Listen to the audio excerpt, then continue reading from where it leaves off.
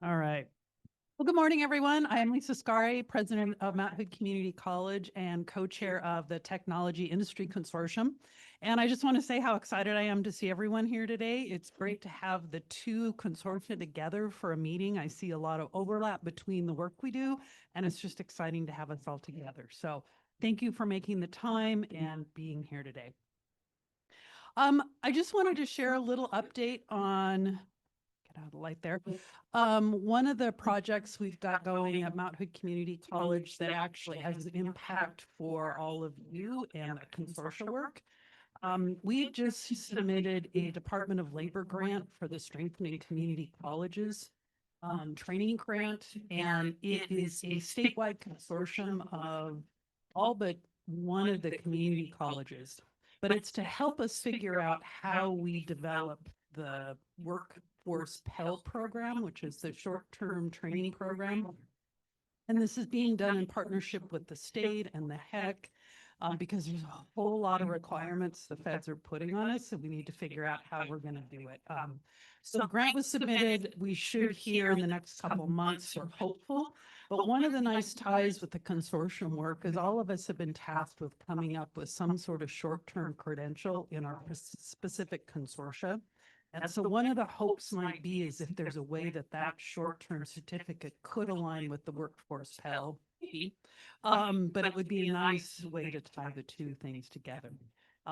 Even if that doesn't happen, there's lots of opportunity for us to think about how do we build our workforces collaboratively, but also for the future of Oregon. So again, glad you're here, and I would like to turn it over now to my co-chair, Venkat.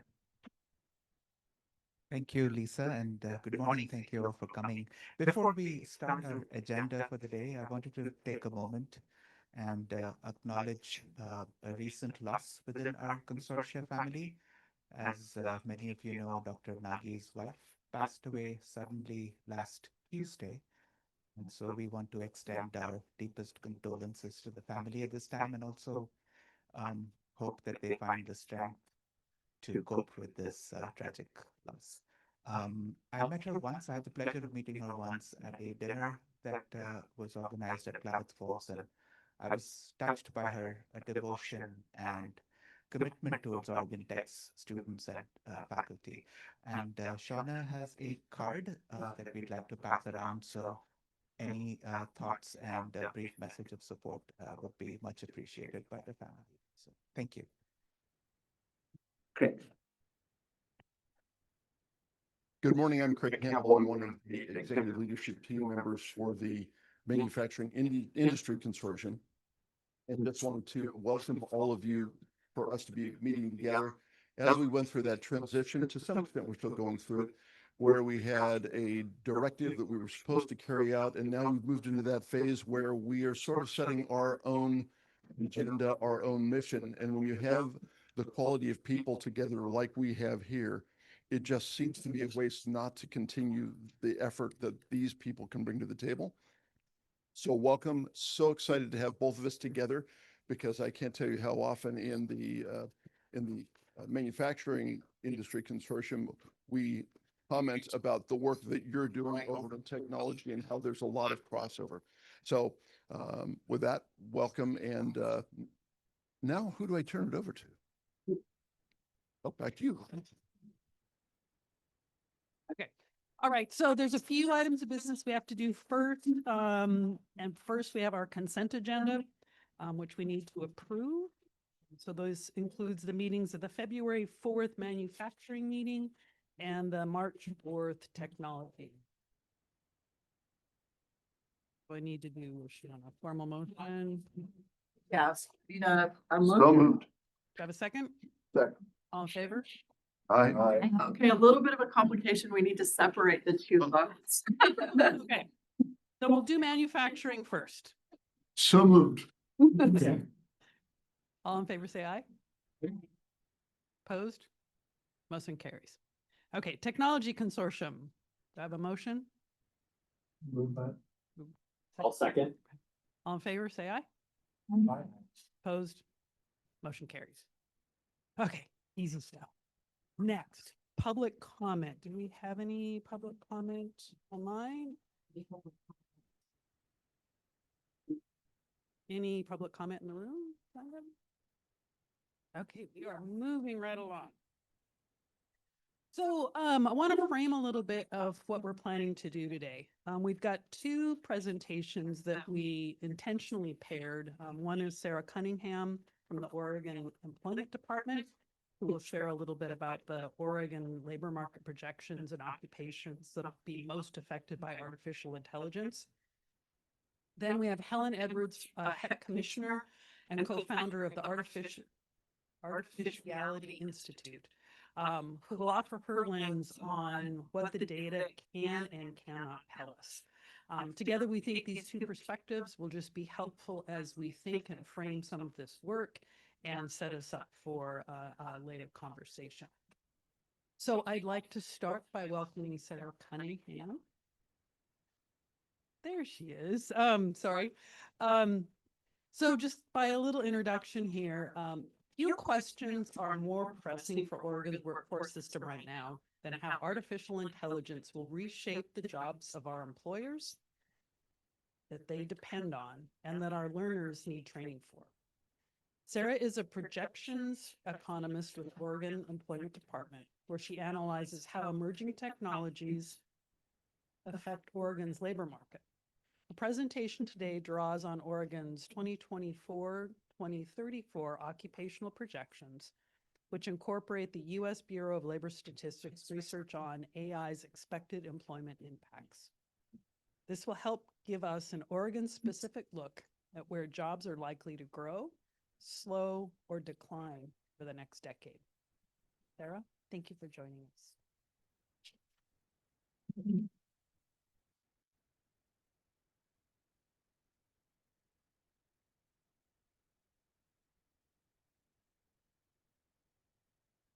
Thank you for the warm introduction. I didn't send that short biography, so I'm wondering if you had AI help generate it.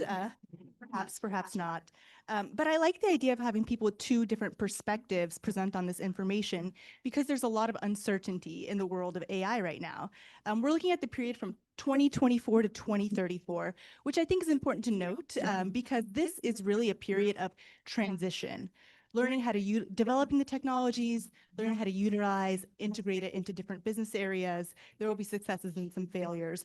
So this is more about that period of businesses learning how to incorporate and best to utilize the information. So more long-term effects are yet to be seen, yet to be known. But one thing that's amazing about Oregon's long-term industry and occupational employment projections is they get updated on an annual basis. So as we learn more, we incorporate more. So today I'm here to talk about the jobs most likely to be impacted by AI adoption over that period of 2024 to 2024 in the state of Oregon. I do have probably more material than I have time for, so I will try to go pretty quickly, but be thorough as well. All right, so why is it important to study this? Well, number one, AI adoption has the potential to reshape not only labor productivity and labor productivity growth, but really how jobs are allocated across industries and occupations. It really has the potential to reshape our economy. And it's important to understand where the reallocation of jobs might be so that we have enough newly trained workers in the areas where they can really make an impact. And what most forecasters or people who do projections will tell you is that past behavior helps predict future behavior. So we can look to the past to try to understand what might happen in the future. So what you see here on the screen, I'll let you know when to go. Yeah. Go back one more. Yes, so what you see on the screen here is real per capita GDP growth over time dating back to 1870. With real data through 2024, and then forecasts with different scenarios based off of AI adoption going out through 2050.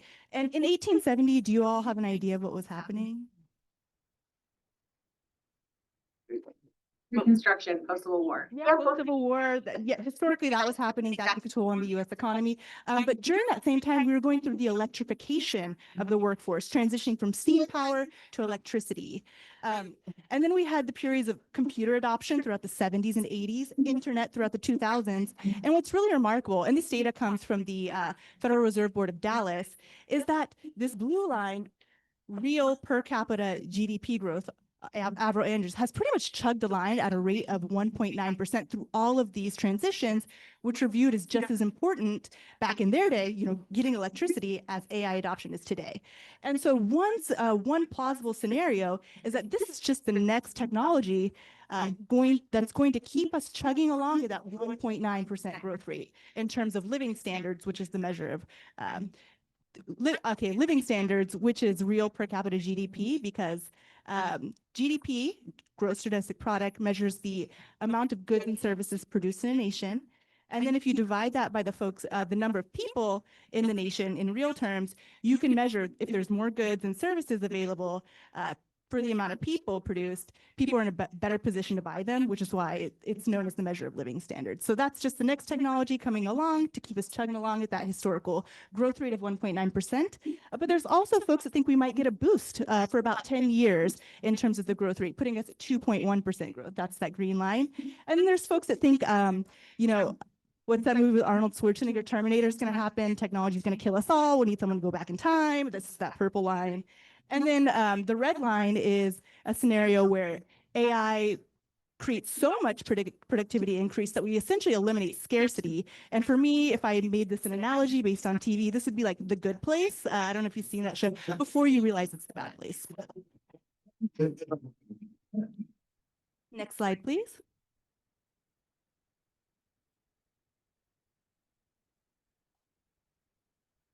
All right. And so looking at Oregon data, we don't have data going back to the Civil War era, but we do have data going back to 2001, which is the era where we adopted internet. The internet adoption was pretty much finalized by 2001, and then we had a dot-com bust. But we can see that real per capita GDP in dollar terms has grown by 49% over that decade as well, increasing prosperity for Oregonians. So the trend is similar statewide as it is nationwide. It's okay, we can roll with the punches. I'm okay with crazy slides. Next slide, please. And how has that impacted employment in the state of Oregon over the decades? We have employment data going back to 1976 through our covered employment and wages program. I had to access a really old defunct computer program to get it. But we've seen that this is where 1976 computerization of the workforce really started. And then by the mid 80s, it was gone from 25% to 50% of folks using a computer. And the definition was computer with a keyboard. So I think that means a personal computer, not just like one server for the whole company type situation. 50% by the mid 90s, and then rapid workplace internet adoption. And so even throughout these changes, we've seen, there's recessionary periods, but overall the trend is continued employment growth. So we're expecting something similar to happen in the period from 2024 to 2034 as well, which you'll see in a few more slides here. Next slide, please. All right, so I want to talk about a little bit about projections methodology, because some of you folks might be interested in what goes into our long-term industry and occupational employment projections. I don't have time to read through all of these and really explain all of them, but there are two I want to call your attention to because they might have impacts in terms of AI adoption and our ability to do that, and limiting factors. So one is our long-term industry and occupational employment projections are based on existing laws and regulations and policies and funding levels. We have to assume that's the same because it's not, it's unpredictable to try to determine when a new law will come into place and what that law will be. So we have to assume they'll be the same throughout the projections period. And then we assume that the overall pace of technological change will be consistent with past experience. That's the current assumption. We use BLS, Bureau of Labor Statistics methodology. So if they update their assumption based on the data they're seeing, we'll update ours. So that's the beauty of doing annual updates. But as for now, we're assuming that the pace will be the same as it's been historically. All right, next slide, please. And I'll move to, it's kind of hard to read off the screen behind my head, so I'm gonna open up my little papers here.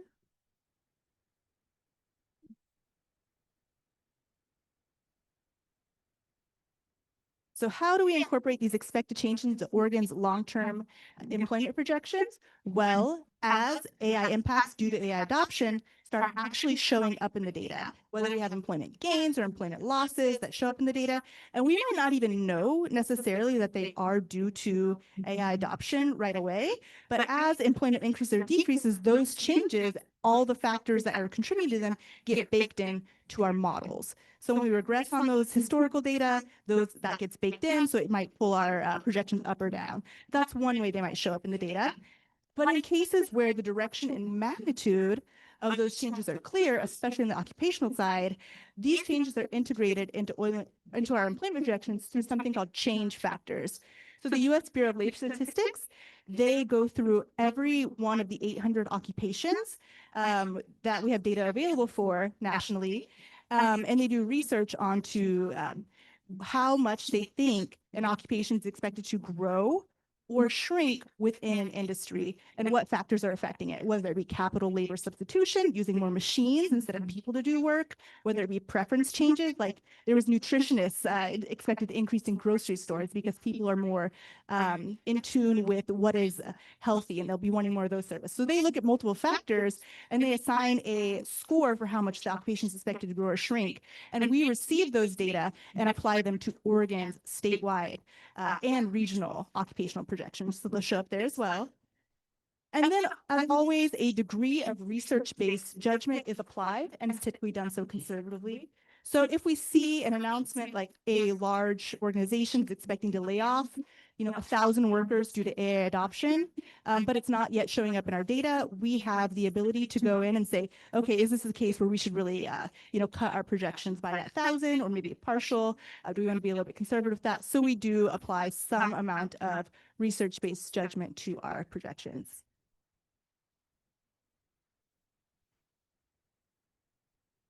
All right, and just a little bit more information about how our industry projections are done. I mentioned using historical data to run regressions. We have data going back from 1990 to current. And then we also look at other factors that might affect employment. Some examples and common variables we use are population and demographics. So if I'm trying to project how many preschool teachers we'll need, I might look at the 0 to 4-age population. If I'm looking at retirement homes, I might look at that 80-year-old plus population.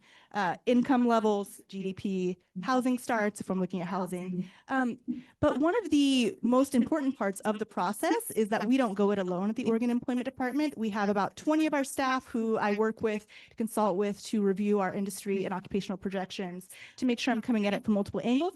But we also phone friends at the Office of Economic Analysis, Oregon Department of Transportation, Housing and Community Services, Business Oregon, and then projections economists from other states to really ensure that we are looking at our industry projections from multiple angles and getting the latest information incorporated. Next slide, please. All right, and here is some more information about how our occupational projections are produced. But I mentioned the number one thing I wanted to call attention to, those change factors, and I already explained them. So I think we can move on. And in addition to jobs created through new growth in the economy, we also measure the number of job openings expected over a 10-year period due to folks leaving an occupation due to things like retirement, leaving the labor force to go back to school, to take care of a sick loved one, or when folks change from one occupation to another. Maybe someone starts off as a nursing assistant, they get more skills and credentials, and they start their job as a registered nurse. That would create an opening for something like a nursing assistant behind them. So we also account for those openings. All right, and now we can start digging into the numbers. So like I alluded to a few slides ago, the past helps predict the future. We've grown through periods of recessions, technological change, and we are still expecting to grow over the decade from 2024 to 2034 as well, at 6% growth over the decade, adding 140,060 jobs. Mostly driven by continued expected population growth, albeit at a slower rate in the past. All right. Next slide. And a lot of demographic factors make healthcare and social assistance the fastest growing expected sector in the economy at 13% growth over the decade, with about 40,400 new jobs expected to be added. But what I want to call your attention to for this presentation is professional and business services, information, and financial activities, just to name a few, because those are some of the three that are expected to be impacted by AI adoption over this coming decade. Professional and business services is tied with construction for second fastest growing over the decade at 11%, adding more than 25,000, nearly 26,000 jobs. And really within this sector, the professional and technical services portion of it is driving most of that growth, 15% growth over the decade. And we'll get into some of the detailed industries within there and why growth is expected to increase due to AI or not. Information, that's where software publishers are housed, as well as data centers, but it also has things like newspapers, so which are declining. So growth there is expected at 7%, just above the 6% rate for the economy as a whole. In financial activities, 1% growth, pretty flat over the decade. It does have some of those sectors that are expected to be impacted in a little bit more negative way due to AI adoption. We'll talk about that in a couple of slides.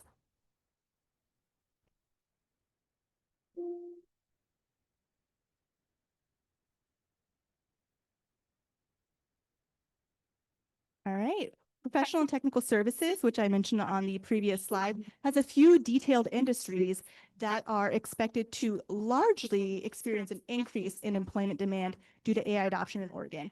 And I do apologize for the less than stellar graphics here. This is not up to my standard, but I was asked to do this presentation fairly last minute. So just give me a little bit of a break here.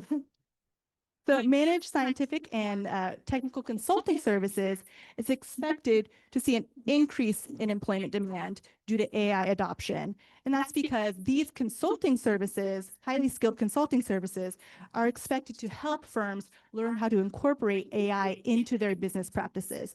So doing things like learning how much money to invest, which AI-related products can best fit their needs, and how to incorporate them into their workflows.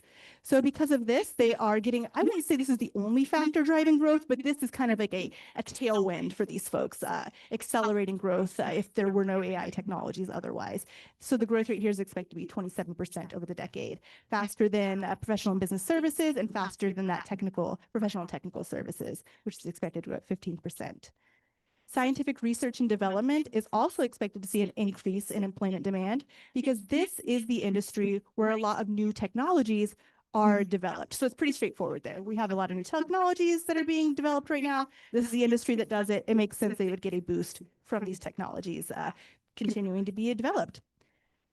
Agriculture, engineering, and related services, while they are expected to be able to use these AI technologies to boost productivity, this is one where those existing laws and regulations that I mentioned kind of come into play because it's a limiting factor here in terms of their ability to fully, potentially eliminate humans to do the work and have AI do it, because building codes, structures, laws around where you can build are so complicated and vary so much geographically that it does become a limiting factor in terms of AI's ability to replace humans in this area. So I would BLS lists this as a limited employment impact, and I would agree with that assessment. However, there are other factors at play. We have expected construction growth that's fairly high. This has been a fast-growing historical industry as well, so growth is still expected to be relatively fast in this industry, but it's not necessarily due to AI adoption here. And then one industry within professional and technical services that is expected to see a decrease in employment demand is translation and interpretation services. I, for one, I speak Spanish. I do a lot of translation of documents for the Oregon Employment Department. You can have me at your presentations, hablando en español.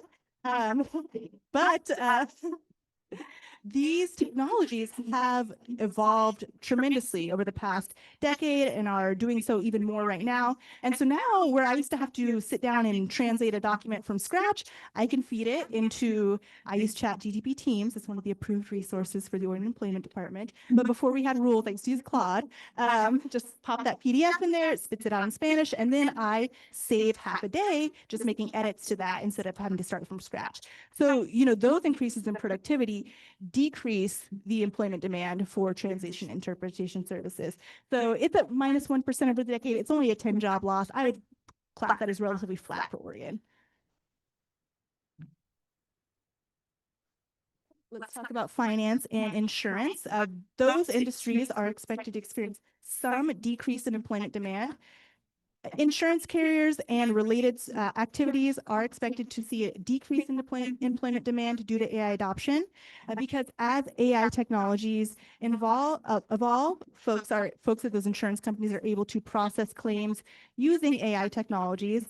And BLS research also mentioned pairing it with drone technologies to go out to the site, take pictures, and then use AI to process claims. And so they're expecting a decrease in employment demand due to these technologies. And the expected growth rate over the decade in Oregon is -1%. It's a fairly small number of jobs, -200 jobs. And then security, commodity, contracts, and other financial investments and related activities is expected to have limited employment impact due to AI adoption. Most folks know by now that robo-advisors have been available for a while and are continuing to evolve to these AI technologies. However, with Oregon's aging population, and older folks tend to have more wealth and more complicated financial assets, those folks are expected to limit the employment impact of AI because their preferences are to have someone face-to-face that they can talk to about their complicated assets, or someone they can at least talk to on the phone. So there will be a demand for human advisors to help our older population. So you see how it's not just one factor that comes into play. You have to consider demographics, and even in financial markets, you have to consider things like interest rates. It's more of a web of things, a puzzle, if you will. And then the final industry I wanted to call specific attention to, and by no means is this an exhausting list. This is a set of examples. So by no means is this meant to be completely exhaustive. I only had 20 minutes today. So, information and technology and utilities are expected to see an increase in employment demand due to AI adoption in Oregon. Software publishers are expected to see an increase in demand. That's the software publishers industry, not necessarily software developers, which are spread out across multiple industries. And part of this is due to the increase in demand for custom software that is expected to happen due to the rise of AI. So legal services is expected to employ a lot of AI technology to help prepare for cases. There's use cases in the medical field for doing things like radiology. And all of these cases require custom built software for those purposes. So even though you can have a lot of efficiency gains with software development using AI, as these costs decrease, there's expected to be an increase in demand for these products. So it kind of elevates the demand for employment in the software publishers industry. They employ more occupations than just software developers, but yeah, they're very closely related. Data processing, web hosting, and related services. That one is where the data centers are hosted. It's pretty straightforward that we're expecting to see an increase in employment demand as the data centers are needed for cloud-based data storage, management, and cloud computing. And then utility, if we're going to have all these new data centers, we also need a way to power them. So we're also expecting to see pickup in utility employment over the decade, the utilities industry. So 12% growth there compared to much slower. I think it was around 2% in the years before we were accounting for all this AI expansion. All right. And the final data slide I have for you, I only have 3 minutes left, is here's just a sample of some of the fastest growing and declining AI impacted occupations based off of the most recent research. Data scientists, information security analysts, operations research analysts, computer information researchers, software developers, are all expected to see an increase in employment demand because AI tools are expected to increase the volume of data that is generated and can be processed. So this is expected to increase demand for workers in these areas who can utilize that data to help businesses make informed decisions. And in the case of information security analysts, those are the people who protect all this data and information. So with AI tools comes increased security threats. And so we're expected to increase employment demand for those cybersecurity experts who help protect all that. On the declining side, most of these occupations, customer service representatives, procurement clerks, legal secretaries and administrative assistants, claims adjusters in the insurance industry, credit authorizers, checkers, and clerks. Those occupations, which tend to have tasks that are more likely to be completely automated, are the ones expecting to see the larger declines over the decade due to AI adoption. One highlight, I have one more slide for you all. So I just wanted to end on the importance of education. I know that this consortia is sponsored by the Higher Education Coordinating Commission. And so one thing that's important to note is that occupations that require a master's degree are projected to be the fastest growing from 2024 to 2034. Part of this is because we're also expecting a large increase in healthcare related employment demand over the decade with our aging population. But we're also expecting huge growth in those computer and mathematical occupations that I just showed. So those that require a master's degree, bachelor's degree, associate degree, doctorate, and professional degree are all expected to grow faster than average. So education is expected to become increasingly important in the state of Oregon over the decade from 2024 to 2034. So finally, just to recap, productivity gains from new technology are associated with job creation and job destruction. We're talking about more reshaping of the workforce. The continued development of AI technology is expected to increase efficiency in many occupations, reducing demand for employment in those areas. Some of these impacts are expected to be offset by increased demand for workers that develop, utilize, and help implement these tools, as well as their underlying infrastructure, or have other drivers of demand like demographics. An entirely new occupation may be created as a result of technological advancements. I look forward to hearing about that later today. And research on the impacts of these emerging technologies is ongoing and will be incorporated into future 10-year employment projections for the state of Oregon. All right, thank you very much. My boss told me yesterday to give a shout out to this QR code. If you would like to provide some feedback on my presentation, you are more than welcome to do so. Thank you very much, and I welcome any questions. Yeah, we have time for a couple of questions. So Travis? I work in K-12 schools. My name's Travis. Our demographers are saying that our enrollment will continue to decline in K-12 across the state. And I know that tens of thousands of jobs between 2024 and 2025 left Oregon. And I'm thinking about the legislature and legislation in the last session that didn't pass that would have made Oregon more employer friendly. And the recent election where we had some folks who are more pro-taxes and maybe less business friendly get elected in place of folks who would have been more like economic growth advocates. What are the factors that keep you optimistic about the growth in population in Oregon and the growth in job availability in these sectors that you described? Because I'd like to peddle optimism, but a lot of the factors that I'm confronted with lead me toward a real slowing of Oregon and in terms of business, tech, economy, manufacturing. Yeah, so I am not an expert in taxes and tax law, so I will refrain from commenting on that. But I do encourage you to invite Business Oregon, who has a lot more expertise in that area, to come speak. But things that keep me optimistic, and I'm a natural pessimist, so I have to really just juice myself up sometimes. We are expecting continued population growth, although that growth is expected to be from net in-migration. And over the past 5 years, it's only been net international migration. However, Oregon has historically, except for in the cases of some recessions, like the pandemic recession, been able to import folks from other states to come work and live here. So to the extent that we're able to continue to do so, we will keep our population growing, and population growth fuels economic growth. So that's one thing that keeps me optimistic about our ability to continue to have folks to build Oregon's economy and jobs. Thank you. Okay, one more question. Hi, Sure. Oh, you got, sorry. hold it. All right. Hi, question on the high school diploma job growth. I saw that was the lowest area, even lower than no high school. So could you kind of describe that dip? I'm really interested in it because I'm a big fan of community college. I'm a high school teacher, but I just was kind of curious, why is less than high school growing more than high school diploma?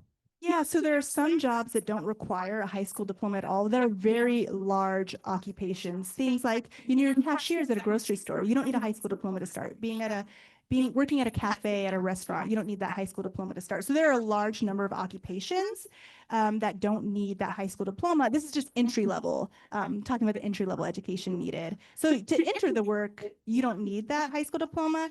And then ones where you might need that high school diploma, let's see if I can think of any off the top of my head right now. I'm pouring through Excel tables. Yeah, help me out here. I'm phoning a friend. Okay. This right now.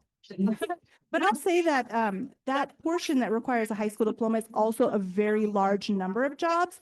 So when the base value is really large, it takes a lot more jobs being added to like bump up that growth rate. So that's part of it. That's part of it. But I think the moral of the story is the more education, the better. It's becoming increasingly important. We'll see as education goes up, unemployment rates for those groups go down, wages go up. So getting a high school diploma is a fantastic first step for the modern workforce. If you want to have if you want to earn a high wage, you're probably going to need more than that. And the economy might demand it in the future, as we see. Thank you, Sarah. Venkat just has a couple minutes. Thank you, Sarah. I always admire your enthusiasm. Elia, so Shauna asked me to say a few words on AI and job creation, some optimistic words. I'll do that before introducing Helen up here. And just this slide is something I presented at the Talent Summit, just to emphasize that AI is really a 5-layer cake with energy being the foundational layer. And then we have infrastructure and chips and models and applications. Application layer is where we are seeing the most economic growth at this time, particularly in sectors like healthcare, advanced manufacturing, and the implications to education. So the infrastructure layer, we're encountering a massive infrastructure build right now. So the idea is, with AI factories, we can convert electricity or electrons into tokens of intelligence. And these tokens of intelligence are consumed by every sector of the economy. And I don't know if you've heard about these forward deployment engineers. This is the most recent job profile.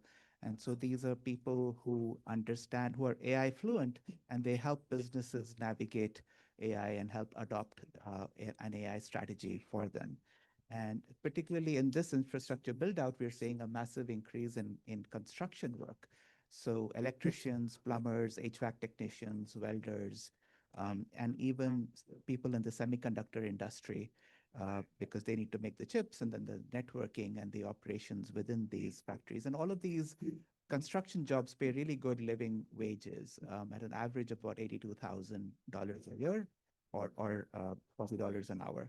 And so AI-related hiring is actually rising faster than the overall labor market. And so most recently, I saw these Indeed job postings for software engineers. And so to Sarah's point, it's not that software engineers are not needed anymore. It's just that we need to write a whole bunch of new software. And so we need people who are fluent in developing complex software using some of these coding tools to be able to do that. So suffice it to say that I think the winning formula is really AI fluency plus human skills, and to double down on the recommendation from the talent assessment is to embed these throughout our talent pipeline. So the best way we can do it would be winning formula for us. And then to the negativity and pessimism out there, there are some voices that are emphasizing disruption a lot more than adaptation and opportunity. And to that, I just say that history shows that societies that reject technology don't stop it. Instead, they lose the opportunity to shape it and benefit from it. So with that, yes, okay. My photograph did work. It's just that my phone was slow downloading stuff. But examples of the high school ones included firefighters, security guards, order clerks, bunch of other stuff, but I have a full list if anybody wants to come see it. Okay. All right. So with that, I'd like to invite Helen Edwards. So she's a commissioner on the HECC and the co-founder of the Artificiality Institute, a nonprofit research organization focused on shaping the human experience in a world of synthetic intelligence. She's also a visiting researcher at the UC Berkeley Center for Human Compatible AI.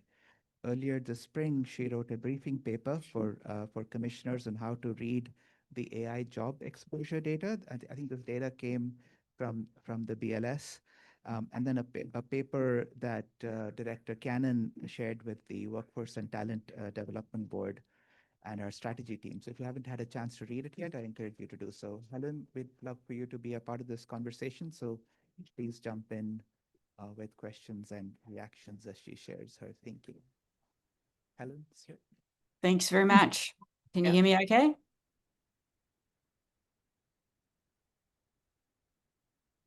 Yes.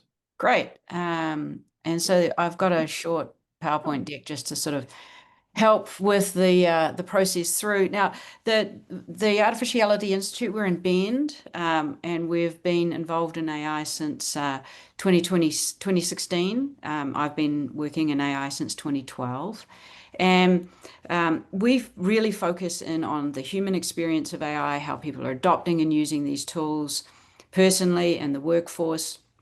We're concerned with the process of maintaining human authorship over time as AI, which, you know, it gets increasingly intelligent, increasingly embedded into our systems. So I was invited to come and give a slightly sort of wider, expansive perspective on some of this AI and jobs stuff. So I'm not sure who's running the presentation for me.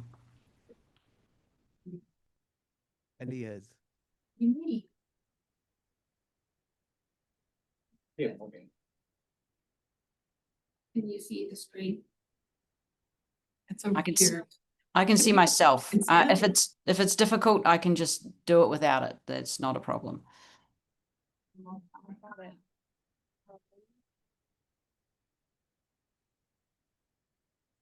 Will you go ahead and share your screen too, Hillary, in case this doesn't work on my end? Look, I'll just run along without it. That's not a problem. So the first thing that I want to just acknowledge is that right now there's the vast majority of what we hear and what people hear in the media and in policy and all of the hype around AI is about replacement. It's a replacement narrative.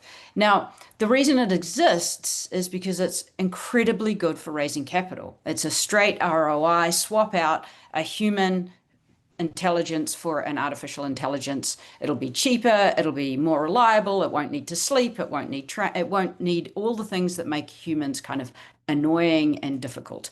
So this efficiency framework is the dominant narrative, and it is it's simple and it's dramatic, so it catches on. But the alternative, which is AI expanding what humans can do, is far more interesting. It's a lot harder to measure. It's harder to pitch because it requires some sort of projection of the future that you can do more. But it's really the only answer. And part of what I've done, been focusing on in the last 6 months, is to really try and shift this narrative to get people thinking more imaginative in more imaginative ways about growth. So the second thing is, if the PowerPoint is up, but I'm just going to run without it. The aggregate data doesn't say that we're having any mass displacement from AI right now. But the thing about the aggregate data is it's not really capturing how jobs are actually changing. And it's not all jobs that are changing in a really significant way, but there's enough jobs changing in a significant way that can be studied that show us that there's a really deep change that AI is bringing to jobs. And a lot of it is the measurement systems that we have, and the paper that I wrote about exposure doesn't really capture these task level changes inside of roles as this baseline aggregate of fungible, swappable intelligence takes out the base layer of first drafts or technical evaluations or the things that Sarah was describing in terms of her own personal experience of translation. Now, that aggregate replacement that is very switchable in many respects is changing how people actually get their jobs done, and it's freeing up time. But it's this freeing up time. What is this time being used for? So what happens is that in the data we have this exposure frame, but the thing is that it's a rearranging rather than shrinking. So when you automate part of a job, the remaining human parts become often more valuable and they expand, but the exposure parts don't really, the exposure charts don't really make that easy to see, because it looks like there's this line of human capacity and the AI is chunking up, and then bang, it goes past it. And that's not really how this works. So the reality is that some stuff is going away and some new things are happening, as Sarah pointed out. And the question that really matters is, how are your people, whether they're students coming up through the system or whether they're employees, finding this new ground? And we can see it now that in these very AI-enabled organizations, say Anthropic, there's not layoffs happening there. They're writing more code, they're doing it faster. So even there, that exposure isn't the same as impact. The interesting thing about those particular roles in that software layer is thinking about intelligence, artificial intelligence, as being able to help the humans go up the levels of abstraction. So as we have more of this aggregate intelligence come in doing some of these swappable tasks or more fungible, more sort of amenable to analysis tasks, the humans are becoming the things that go up this layer of abstraction. So what does rearranging actually look like? And we work with companies to apply our cognitive sovereignty and human authorship analysis framework to understand how individual employees are using this technology and what it's actually doing to them, and what roles they're putting AI into, how it's increasing their productivity, how it's actually making things more complex, how it's changing their roles. And we worked with a large-scale industrial manufacturer. And these audits are really a cultural kind of human audit.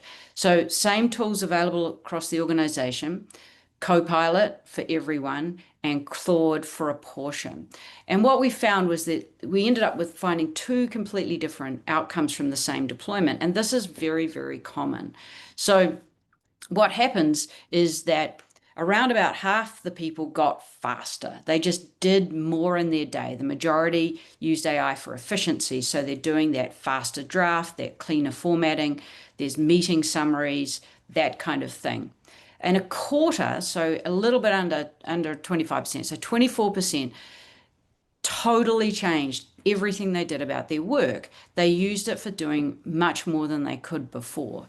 So we had things like a process engineer with no coding background building dashboards that no IT group was going to do for them because they were particular individual frontline dashboards that were important to them. Sustainability professionals running analysis that previously required many outside consultants, but now they're doing it all themselves with fleets of agents.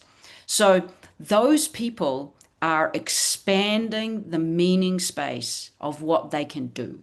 And we call them, they have a role, we call them co-authors, and they're doing much, much more than just releasing 15 minutes, an hour, half a day here. They're fundamentally shifting the ground on which they actually do their job. And what the frustration that's happening right now for people is that some people are seeing others being able to do that, but they don't know how to do it.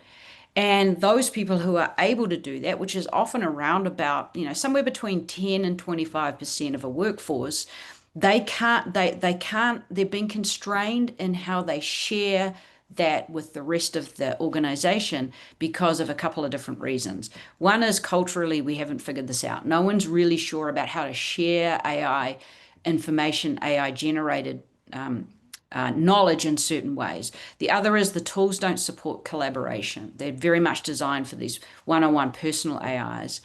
And the third is that there's just a lack of training to help people focus on what it means to be human using AI. There's tons of training on tips and tricks and here's how to use Claude and here's how to do co-work and here's how to vibe code. But there's not really good training for most people and how you build and how you become a leader. So the other part of what happens with job exposure kind of conversations is that it smuggles in a very implicit assumption that there's this cap on what our problems are, that we've solved everything. There's just this little bit that we need to do to break through. It's very incremental just by nature of the way these the modeling works. But the reality is that the promise of AI is a huge explosion in what we can do. We can see different things. We can access different data structures. I mean, these models are incredible. And the problem with just focusing on this efficiency and replacement argument and freeing up and just saving and just a pure sort of small p productivity is that efficiency commoditizes, but expansion is the thing that compounds. There's a cap on efficiency, but there's no cap on capability growth. So as everyone gets the same tools, which they do eventually, we get all of these like drafting emails faster is just table stakes. And the durable competitive advantage, what makes your company different from anyone else's, what makes Oregon's companies different from anyone else's, is that it comes from the people who can reach into these domains that they couldn't previously access, these co-authors. But the difficulty is that we're not seeing this scale out and broadly across more companies because most people are self-taught. They're working in isolation. They're often hiding their use. They're often kind of fudging the way that they share that AI knowledge. And so you get this individual capability growing, but the organization capability is still quite flat, which is why we have this really weird discussion that goes on in the press about everyone's using AI, but no one's more productive as a company, or it's not showing the bottom line. It's one of the reasons that there are many reasons, but that's one really important reason. So what the challenge that I kind of want to put out to leaders in Oregon, especially in manufacturing, because this was a manufacturing field science organization where we went really deep with these people, is that this quarter, this 24% showed what's really possible, but the leadership challenge is about making it available to everybody. So when a quarter of your workforce, often at the frontier, often the most technically proficient, whether that's technical in the field or technical in an office, I'm meaning that in a very broad sense, and whether it's technical as in coding or technical as in handling, an HVAC technology or something like that, or a medical technology, a quarter of the workforce in general, this is a very broad brush, but it's using AI to access those capabilities they never had: coding, statistical analysis, policy benchmarking, checking compliance. And they're doing it often with no training or support, and they sometimes don't even notice they're doing it. That's not about efficiency. This is about talent. It's about talent development and about educating people so that this layer of aggregate intelligence that we now all have access to helps those people in the particular development of their own talent and their own value that you have in your own organizations. So every organization has people who can do more, can reach further, can take on this higher value work. They just need people to show them how to do it. They need these cultural norms for how to share it, how to bring it into a team, how to build the collective intelligence as AI's doing it for them, doing part of it for them. So that was really what I wanted to say, and happy to take some questions or have just a general discussion. Yeah, we definitely have time for questions. So.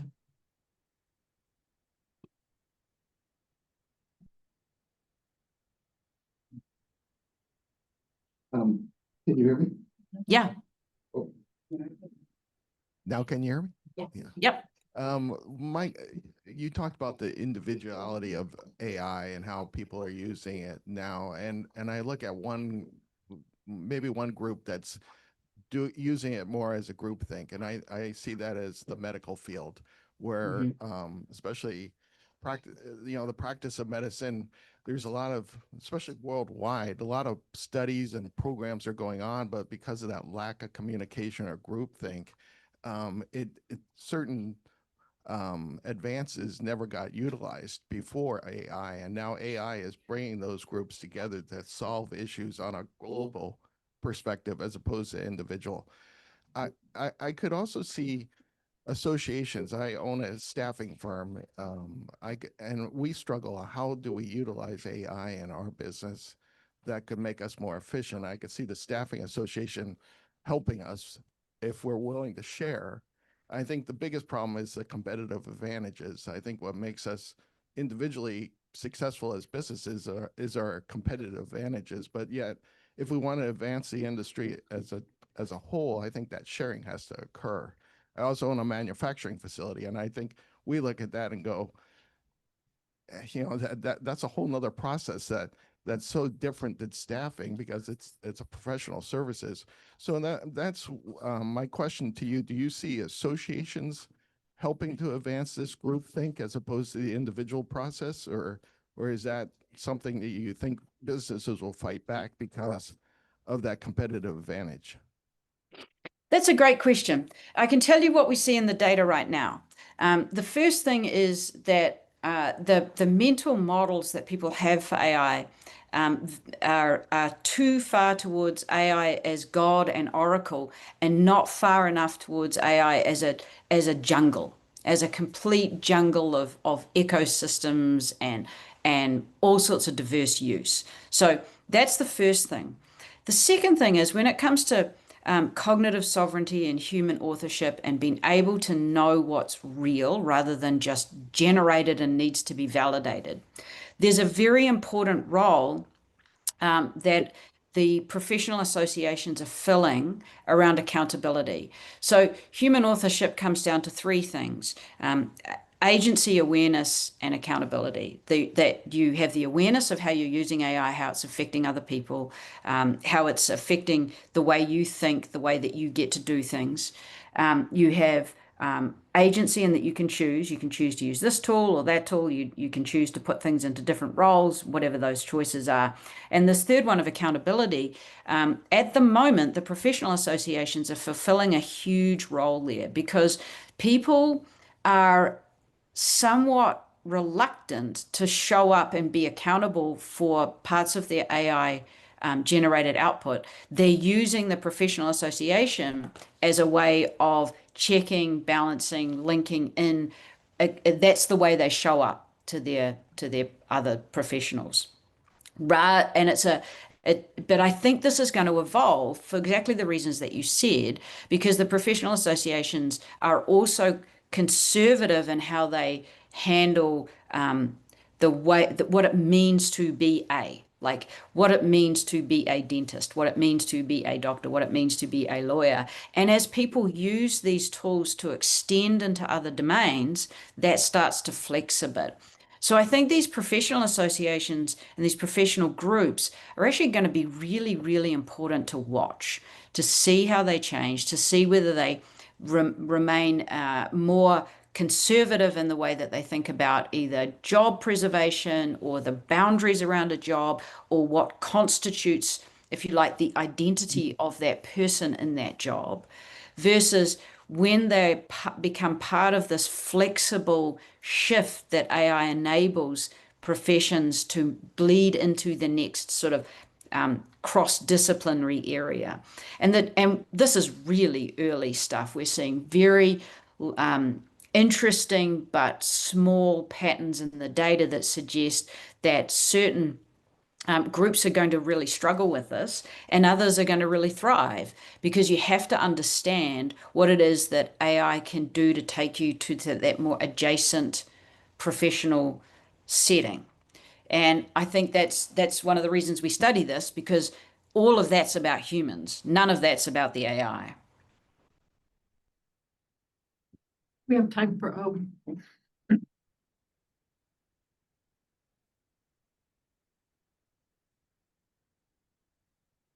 Hi, John Worst, Forest Grove High School mechatronics teacher.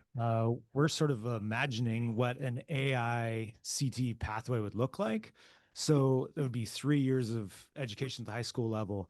I'm just thinking about like human creativity, ingenuity. What AI skills in that 24% set those people apart? So I'm thinking like a class on data organization and analysis. What are some other kind of skills that you see in that 24%? The skills we see in the 24% are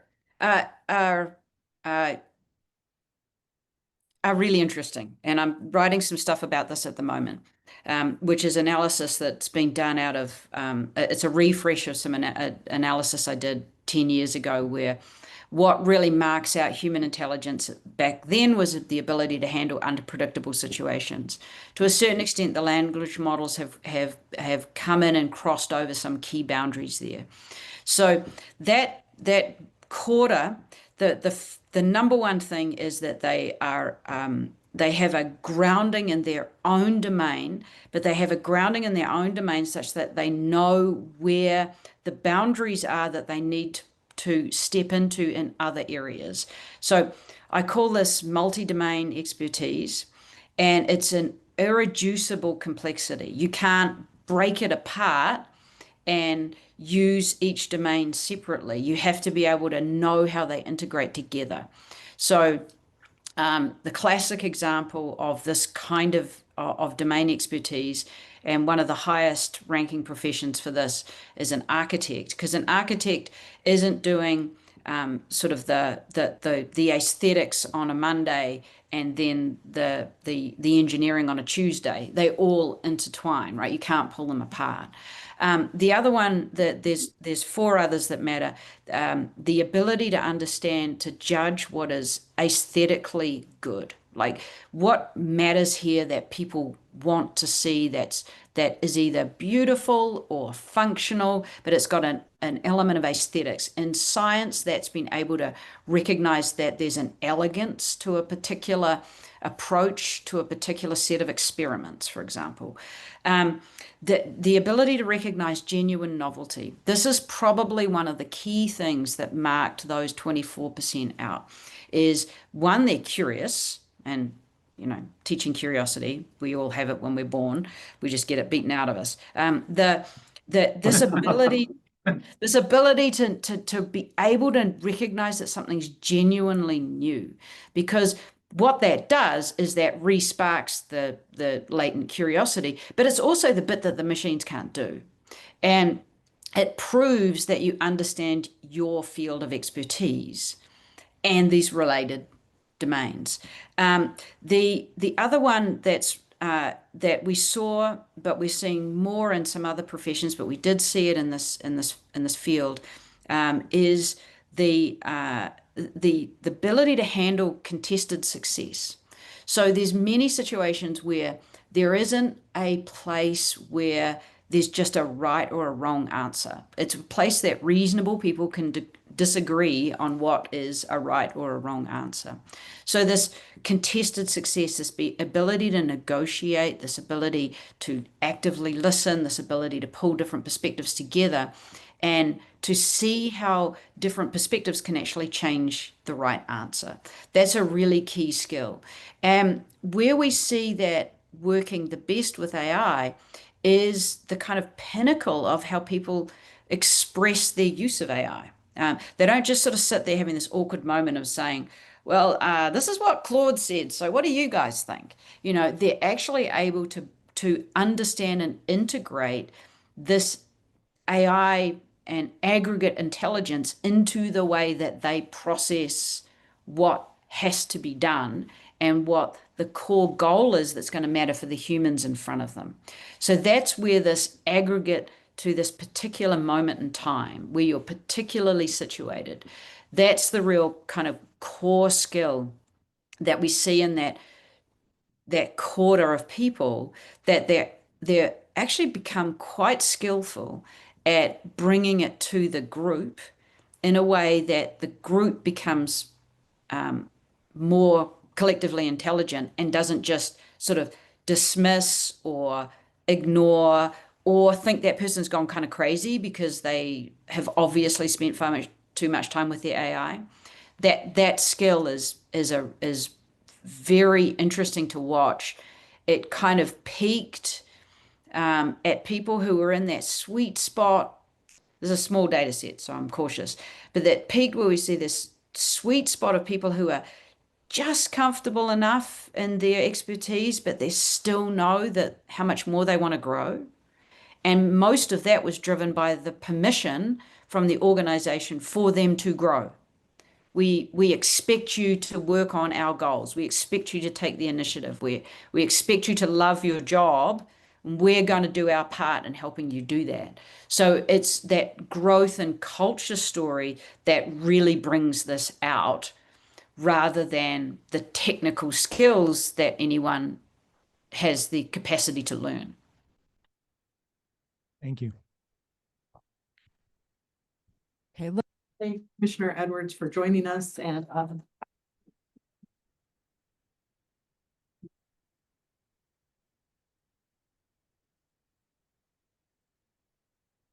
Okay, well, can you guys hear me?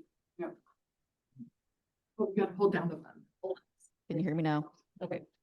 All right, so we just heard from Sarah and Helen, who provided some really important context about Oregon's workforce and where we stand in this regard. So now we're going to turn to some employers who are experiencing these changes from the ground level. So just to introduce myself, my name is Carly Petrovic. I'm the head of human resources for Microchip Technologies Oregon region. I'm the employer chair of the Manufacturing Industry Consortium, and I'm really proud to be here today, especially coming from a company that is both a tech company and a manufacturer.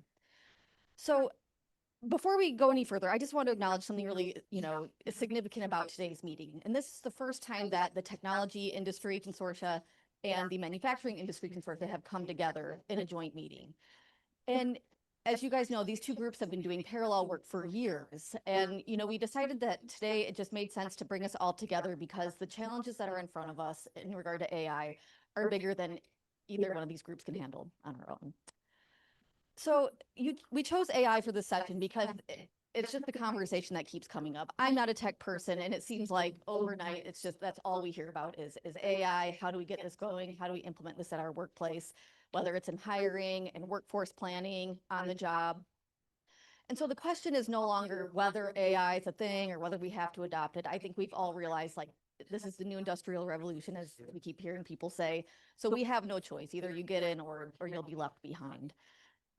So the question is then, all right, what skills do workers need? And is Oregon's education system going to be able to keep up to that and keep pace?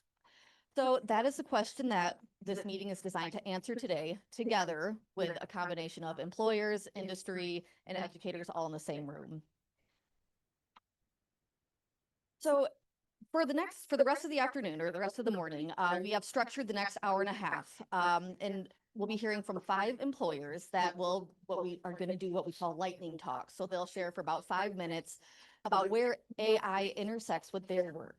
And I want to task you with listening carefully with what they have to say, because then that's going to directly feed into the next part of the morning. And then after we take a little break, we'll break into small group discussions, and we'll have a structured guide. You'll have a facilitator for each group. And these groups are designed to be mixed on purpose, right? So we'll have technology folks, we'll have manufacturing folks, educators, employers. So that way we're reaching across the aisle, and that's all intentional. And so the discussion is going to be built around 3 questions, all right? So first will be, which roles and skills are most affected right now?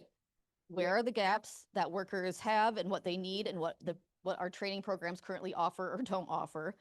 And then lastly, what should we prioritize together?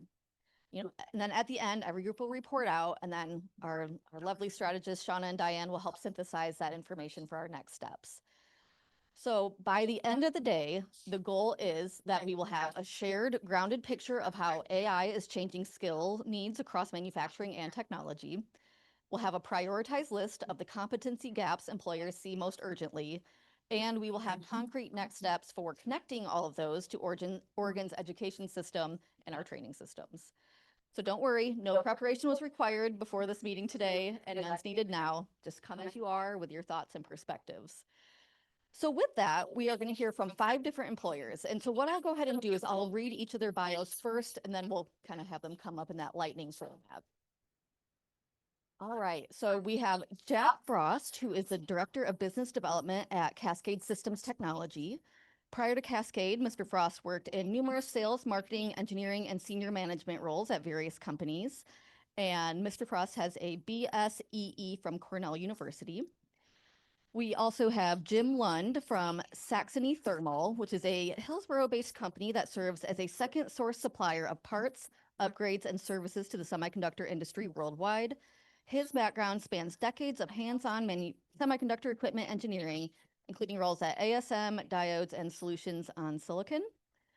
We've also got Ryan Williams, who leads the product development and technology at A-Dec, one of the largest privately owned dental equipment manufacturers in the United States, based down in Newburgh.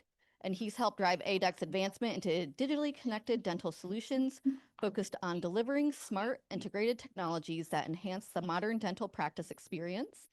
And in parallel, he has led significant internal digital transformation initiatives across the organization, aligning technology, operations, and product innovation to support long-term growth and scalability.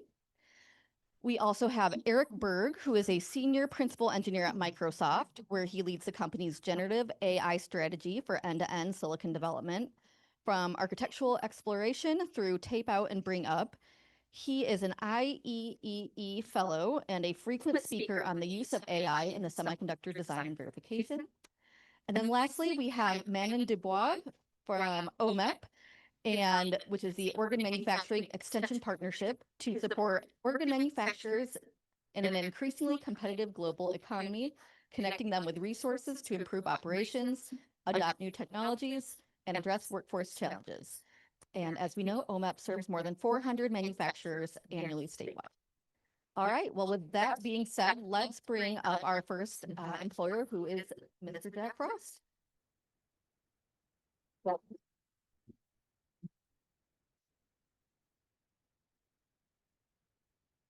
Good morning. Just push the button. All right, we go to the first slide, please. Previous slide. Okay. All right, so my company is called Cascade Systems. We're based in Hillsborough. We're a medium-sized company, about 50 employees. And what we do is we build circuits. Okay, so our customers are in the Pacific Northwest.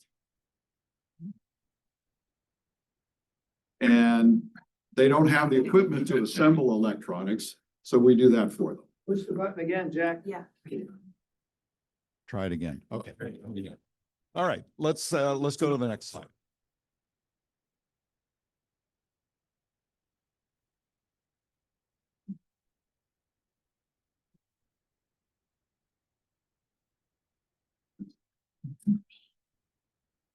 Okay. Next slide. Working. My 5 minutes are going by.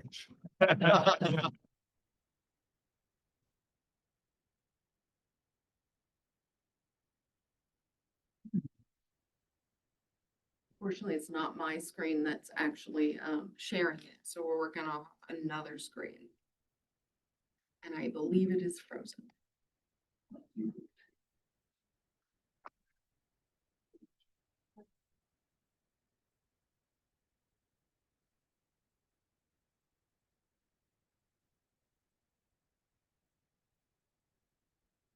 All right, well, while she's working on that, I just want to describe our company and our AI journey, let's just say. So when Helen was talking about how small companies are just sort of figuring things out, we're doing things on our own, that's what we're going through right now.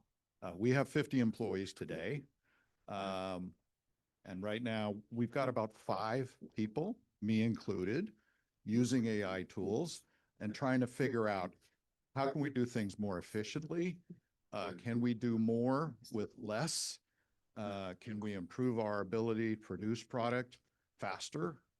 Okay, so I'm a sales guy, right? I'm the director of business development. One of the things that we do when we are working with customers is we're quoting, right? And if you know anything about printed circuit boards, it's a very complex process. We have thousands of parts.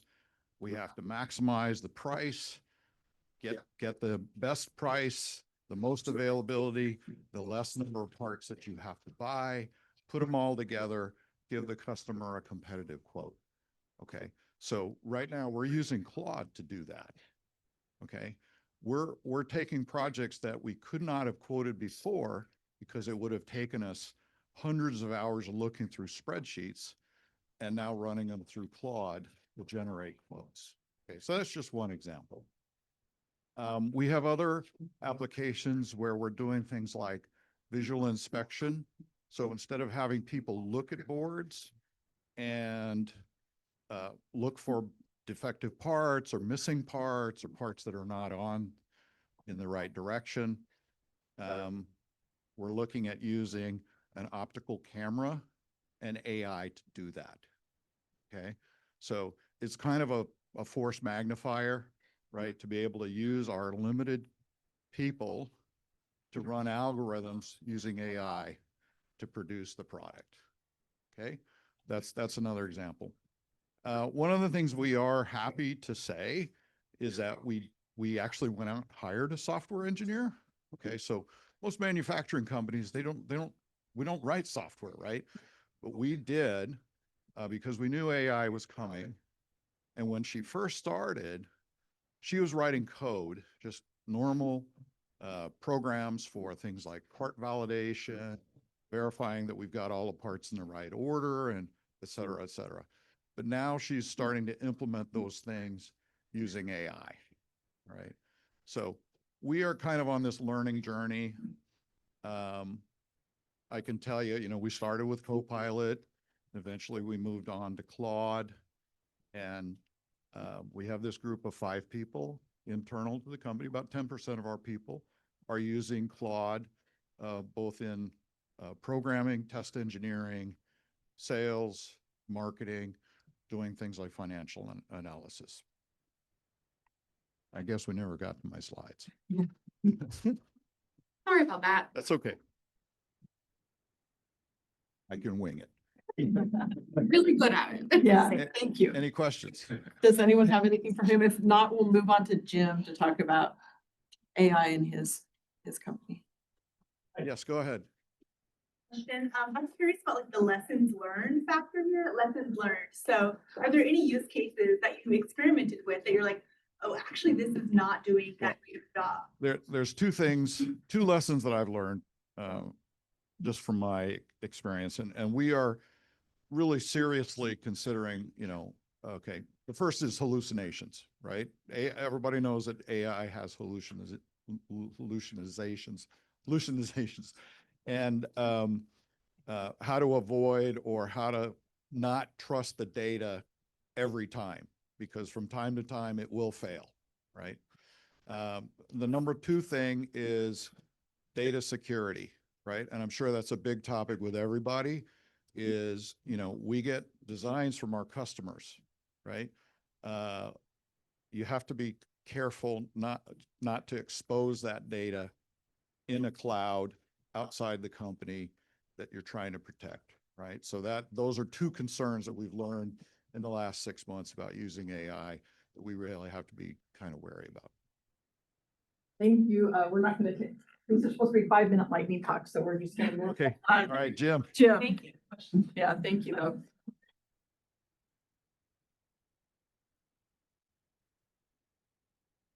Thanks, Jack. Oh, good. My bio is right here, so I can tell you who I am. So, I had prepared something. I didn't send any slides, so we're just going to keep this 5 minutes and really simple. But what I prepared isn't relevant anymore after listening to Helen and Sarah, actually, because I learned more about what I was going to talk about, and so I'm just going to go from there and tell you in a few minutes what we do and what we're doing with AI right now. So our company is actually a capital equipment manufacturer, and we manufacture capital equipment that's used in the semiconductor industry all around the world. We have our own in-house design team, and we're starting to step that up. And one of the places that we really want to hire dedicated people, kind of to what Helen was talking about when she was saying that this is more of an augmentation. You can't just replace the people all the time with AI, but in our design, in the way that we design things, that takes a laborious double check, because once we design something, it's going to be very expensive to manufacture. 85% of the time we manufacture it, and then we find out 10% of it is wrong. Sometimes it's more than that. Well, there's a lot that we can do that people are trying to do right now, and we can turn it over to AI to do that. We just don't know how to do it. So one of the things I'm hoping to get out of being here is to learn more about that. How do I employ the people that can implement these systems? Now, there have been some things that we've been successful at implementing, and one of them has to do with training our engineers and our field service engineers. We're a really rapidly growing company, but it's very difficult to find people that are specialized in what we do exactly. So there's a lot of things that are easy to hire. You need an accountant to count things, and that's fine. We can hire people like that. But hiring technical people is a challenge, because you hire them and they come in and they can't do it on day one. So how do we expedite that process? Well, we actually have been using Microsoft for the last 15 years, and everything we do is somewhere in Microsoft Teams, our email, SharePoint, somewhere else, and it lives in there. And so very simply, on the first day that I actually finally got comfortable with Copilot, I asked it, how do I create an agent that my people can go and ask these questions? And I want it to reference everything that's in this particular team site, which was called engineering. We stored all of our technical documents there, procedures, SOPs, lessons learned. We used to have these really boring, fill out a Word document, single point learning. If we learned something, put it in there so we could reference it later. Nobody ever looked at it. Now they do. So now they just go and type into this agent, my EPI machine, that's built. You won't know what that is, I'll tell you later, but my EPI machine is doing this. Why? What do I do about it? And 9 times out of 10, this thing will respond with useful information. And so it can also quiz our people. So our new people, we can say, hey, you got to go and spend 10 hours a week on, AI quizzes. We probably should reduce that. That sounds like a lot, but you should really be talking to this thing and trying to learn from it, because it knows everything our company knows about what we do over the past 15 years. And sometimes it even brings up things that I did 15 years ago, and it found it in German. Company started in Germany, and we were communicating completely in German, and it found it, and it even translated it right to English for that person. And I was like, and it said, you did this. And I'm sitting there going, I did? Yeah. And then it said the original text was in German. There could be mistakes. What we're very excited to do is use AI to revolutionize the piece of equipment that we're actually building. So I'll just speak about that really quick, because it's another example of where I hope AI will take my company. And that is, when you process wafers through a semiconductor factory, I'm not going to get too deep into that, but when you do that, somebody goes and runs this wafer through our machine, and then they have to go measure it in 3 or 4 places. And if it isn't within the tolerance, then adjustments need to be made. And this all takes about half a day just to get the machine tuned up to run. Well, most of the time, the adjustments are something we've known about for years. We've been doing this thing for a very long time, and we already know most of that. So if we can build models and teach this thing, it could make those corrections on the machine at the time.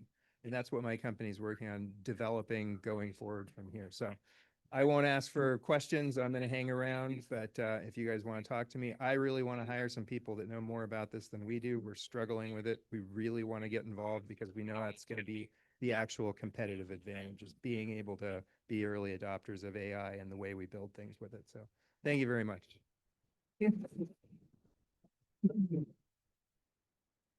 Is Manin here? Yeah. Okay, can we take you next?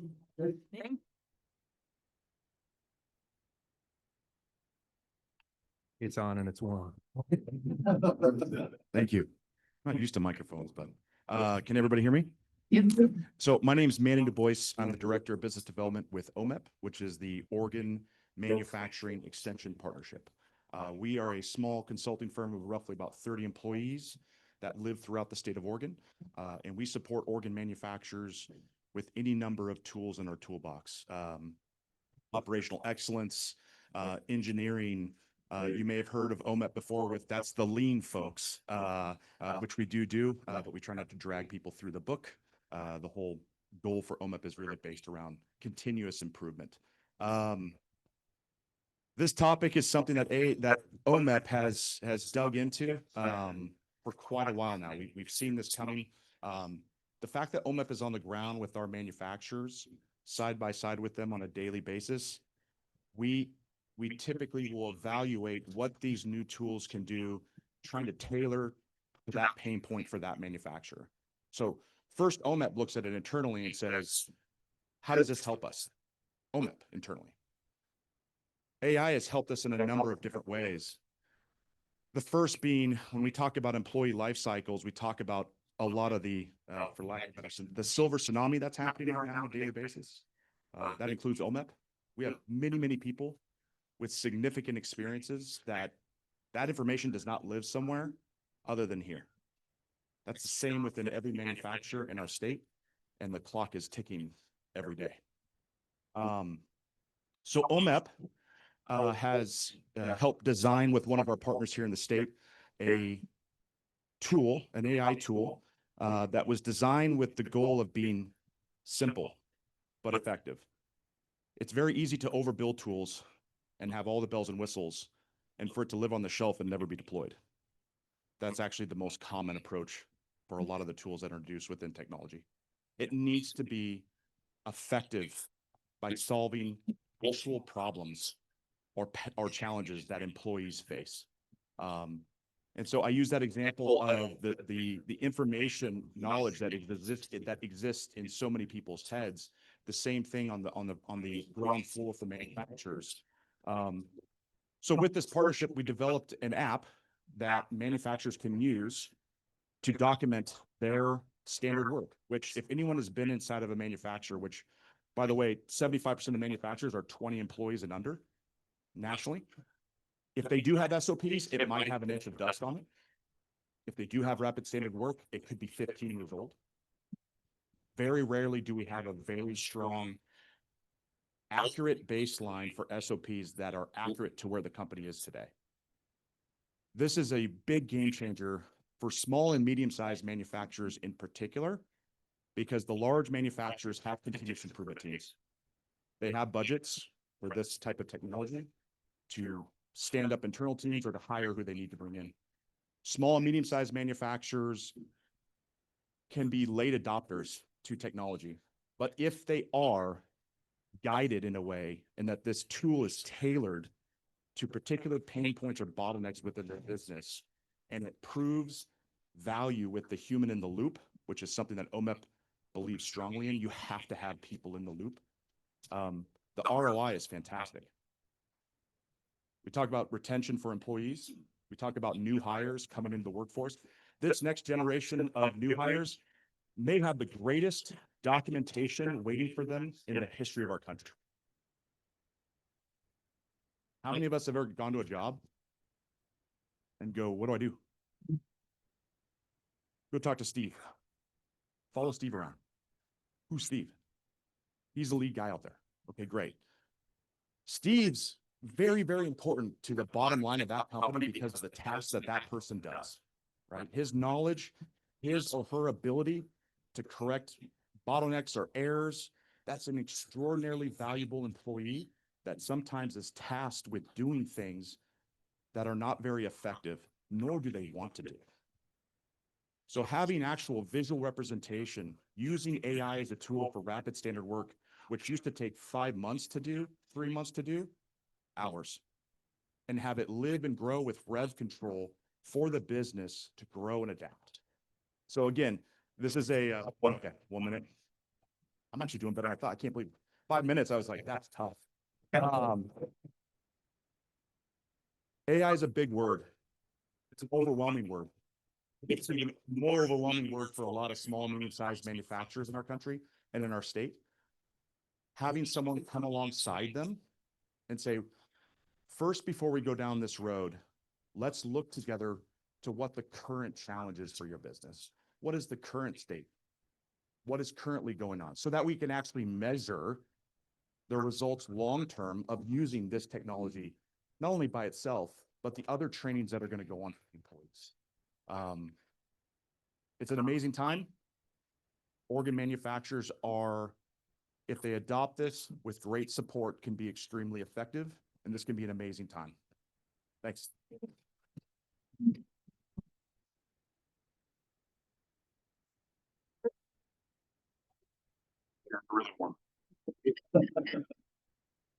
Thanks. I also did not bring slides, and I'm glad I didn't. So I'm at Microsoft. I lead our AI for silicon. So my job is to figure out how do we get to, the Terminator world. I want machines building machines so we can go faster. In reality, it's mostly people using machines to build machines still, doing it better than they did before, again, on a higher level of abstraction. The people who've spoken before me, it's all the same themes. We are trying to get people to work at that higher level of abstraction. I myself have not written a line of source code in probably 18 months. I work at a task level. I work at assembly of tasks kind of level, and I let the AI sort out kind of the nitty gritty underneath the hood. There's nothing I'm going to say that Helen didn't already say, or that Manin didn't just say. And by the way, Manin, when we talk about the tools that we're building, the threshold for us is they've got to either be intuitive or invisible. People aren't going to change their workflows. They don't have time to learn new tools. So it's up to us who are building the tools that are intended to help them work better, to make them intuitive or invisible. They should sit, my general principle is there should be no README, there should be no manual. Either you sit down and it works, or you don't actually see it working and it just prepares whatever it is you need to have done. There's a couple of anecdotes that I'll offer that are kind of supportive of the people that we're looking to hire and the skills that people need to have. I work effectively for a while as a one-person startup. So when ChatGPT first came out, it turns out my nephew works at OpenAI. He was up visiting us for Christmas. He said, "Have you used ChatGPT yet?" And said, "No." He said, "Go upstairs, play with it for an hour and come back and tell me what you think." I went upstairs, did some stuff, I came back, and I was like, wow, right? So I went to, whenever we got done with Christmas break, I went back to work, told my boss, everything you were expecting from me, take it, give it to somebody else. I'm not doing that anymore. I'm going to go work on AI for silicon. And it wasn't even a thing yet, right? And he just said, okay, fine. He's known me for a while. He said, I could tell you no, but you're going to do it anyway. So, and so then I was on a, one crusade within the company to try and convince people that this was the way. And it wasn't necessarily doing what we needed yet, but if you squinted, you could see where it was moving, right? And so for the first couple of years, we developed a lot of tools and pilots. And then every time there was like a Microsoft build conference, or every time AI came with a new model, we did Control A Delete and we started over, because whatever we'd invented had been completely superseded by what was going on in the technology world. So we went through that cycle for 3 or 4 times where we build stuff, throw it away, build stuff, throw it away. So now part of what we're trying to do is, before we start building, we've got to kind of step back and anticipate, where is AI going to be in 6 months to a year? And is what we're building going to try and catch, the old Wayne Gretzky thing? You got to skate to where the puck's going, right? We need to be able to develop the tools with the assumptions that the models are going to meet us with the needs that we have when we get to our portion of it complete. So I have a very, very cool job. It's totally unbounded. My boss keeps me on an exceptionally long leash. The responsibility, though, is that we have to be able to identify these trends. We have to build the productivity tools. And so I have a number of junior folks who've come to me who've been at the company for a year or two, and they say, wow, your job is awesome. Like, how do I get your job? Okay, I give you the recipe. For the next 10 years, you put your head down and you take every job there is in silicon engineering and you learn how to build silicon from start to finish. You take all the jobs people don't want, you figure out the process. And then when you get done with that, then you spend another 10 years You build a lot of prototypes that get thrown away. You spend a lot of time studying how people work. You spend a lot of time about what is important for user experience. And you do that on your own time. You're going to do that on nights and weekends. Okay. And then when you get done with that, and by then I've kind of lost them. Right. So the whole trick with AI is, you know, these AI skills are table stakes. They're completely commoditized. Yes, there are some people who are building before others are. But at the end of the day, you are working with domain knowledge in your industry. And AI is going to help you there, but it's not going to make you a better manufacturing person, right? It's not going to make you a better silicon engineer. It's going to help you achieve certain goals and visions and directions for where you'd like to see it go, but you still have to understand the underlying business.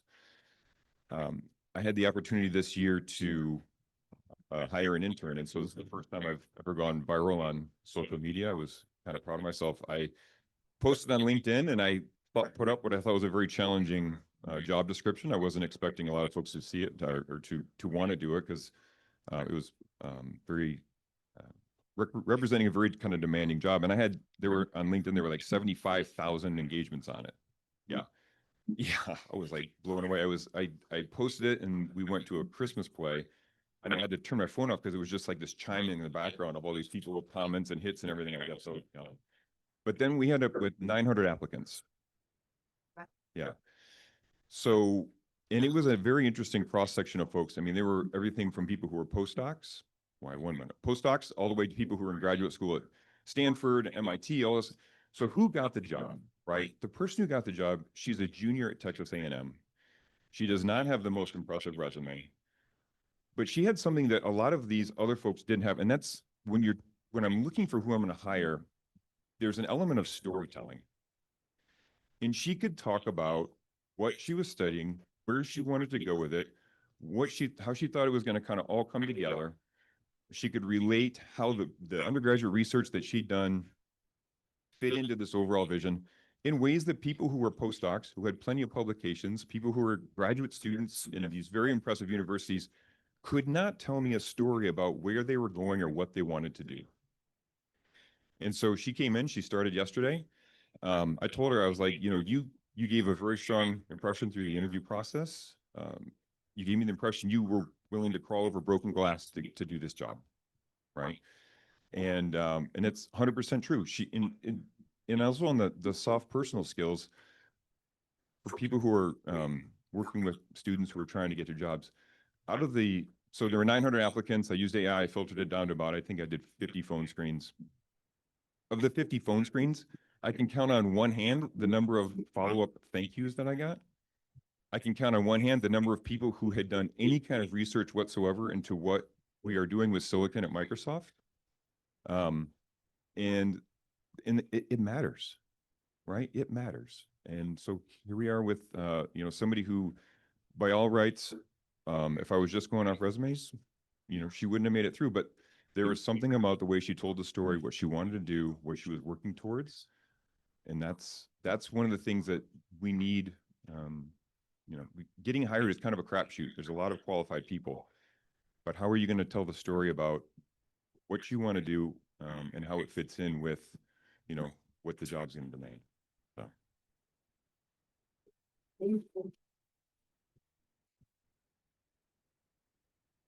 Our last speaker is. Thank you, Erik.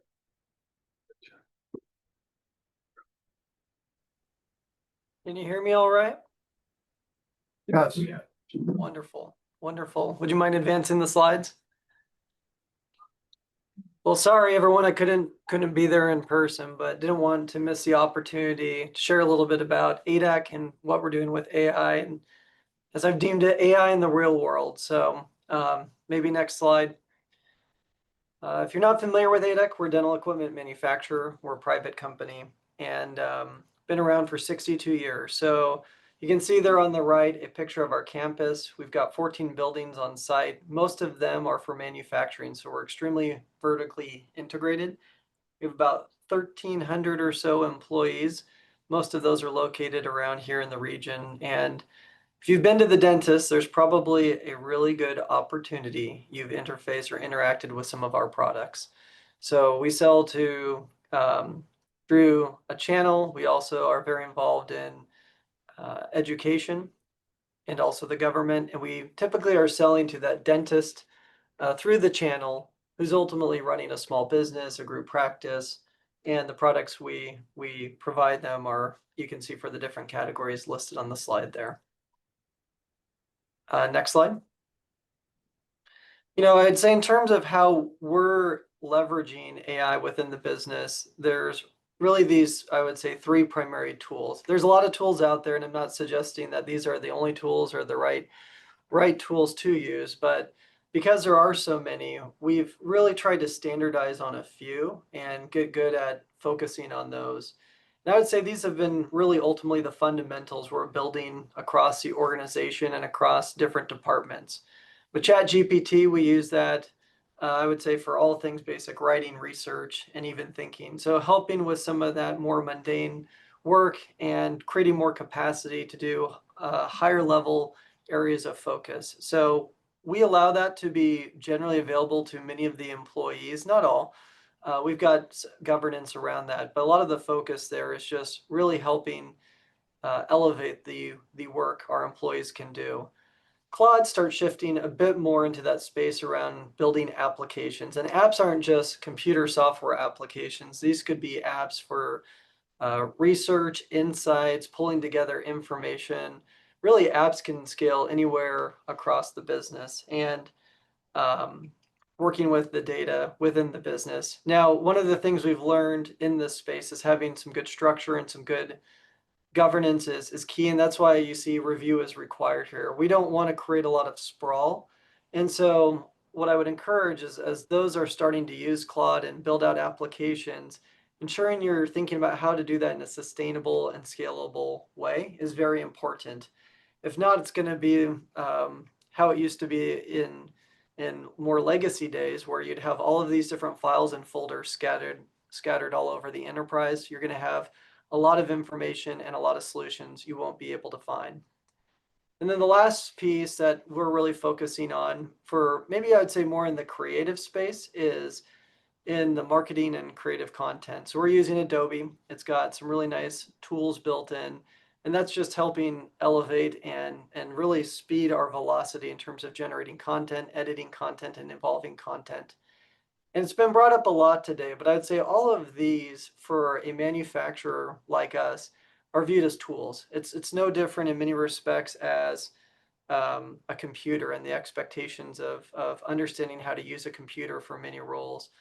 And I really appreciated a lot of the earlier comments, and I would just reinforce that I think, most employers, or at least we are thinking about this with a growth mindset. How can we scale? How can we realize more potential? How can we elevate the employee experience? What business problems do we want to go solve? And then apply AI as part of the tool set to go do that. So I would say we're less focused on it from an efficiency lens and more focused on it from an effectiveness and growth lens. And I think you'll find more and more employers are starting to change their thinking despite some of the news and headlines out there. Next slide.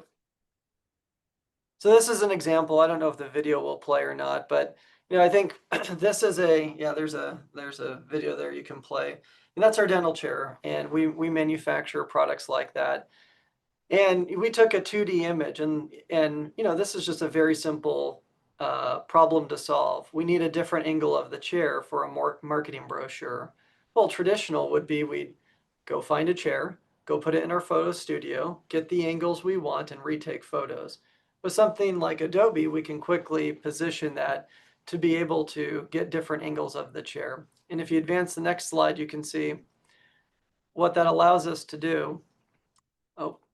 Maybe to the next slide, is we took that input, which was this 2D image, and now we quickly have a 3D rendering of it. And again, these are very small benefits, but all of them add up to allow our content and creation team to drive more content and reach more customers. So on the next slide, in terms of putting that into a scene, now you can see we can take a standard image, we can drop the chair in there, we can position it, and now we can create different marketing content. And, you know, there's a lot of fear in the manufacturing industry or out in the news, and a lot of it's been brought up today in terms of how AI is going to impact roles. I think this is a really real life example of how it's elevating a role that it exists. You know, creating marketing content, being able to reach customers is a very fundamental aspect of business.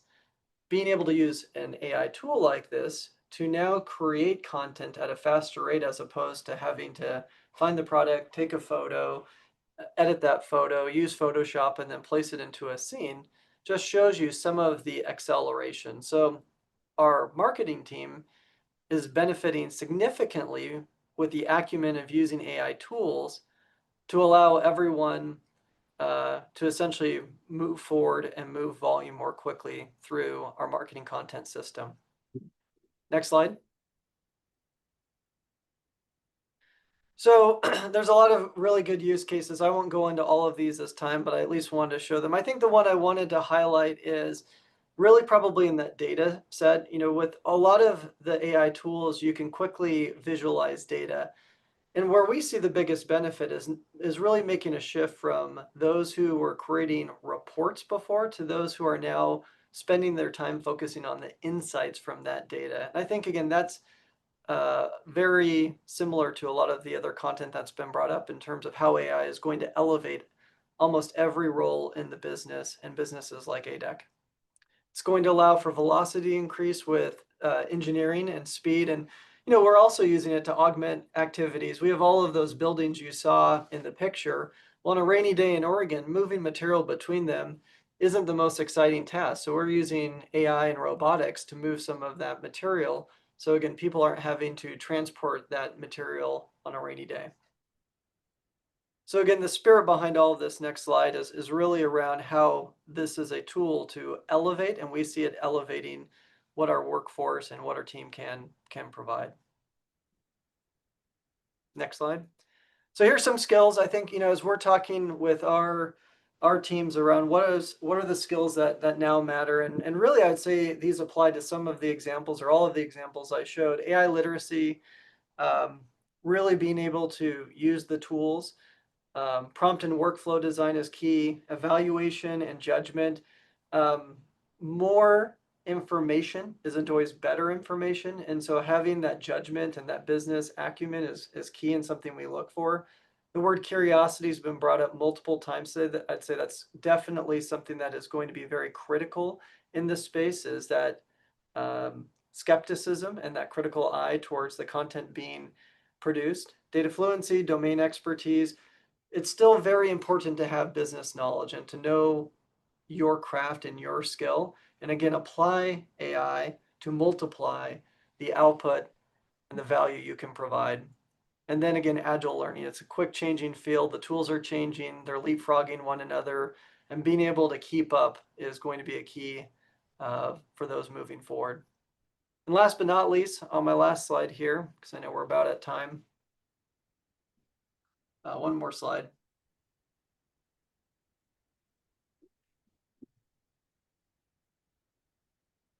No, here are, I would say, for those graduating, and you know, I've got a daughter who's a senior that's graduating, and I was thinking about my advice for her, and here's kind of the 5 things I distilled for her that I would share with this group and others graduating. Is I would use AI tool every day. I think similar to a computer, it's going to be a basic expectation in years to come.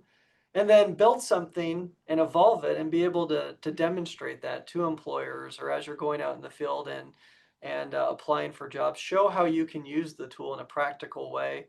And again, apply and pick a domain you can apply that to. Get good at writing and explaining. I think this is very key, because a lot of the content that can be produced through AI tools becomes very similar and consistent. So being able to be your own copywriter, being able to put that into your own tone and have it really represent your ideas is very important, as opposed to something that's a bit saturated. And then get comfortable at learning continuously. I think the idea of this being stale or stagnant or approaching an S-curve anytime soon is not likely. And then in terms of for the university, areas we see, again, as an employer, as a manufacturer, continuing to teach AI as a tool in schools we see as very key.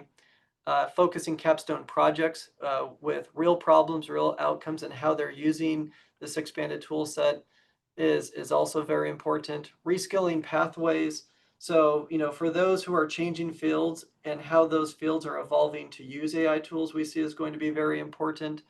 And then cross-disciplinary, AI a lot of times gets associated with coding or technology, but that's the reason I wanted to also show our marketing example is really the use of AI we see is going to impact every area of the business and the problems to solve for businesses moving forward. So with that, it looks like I'm about at time, but want to say thank you for letting me hop on.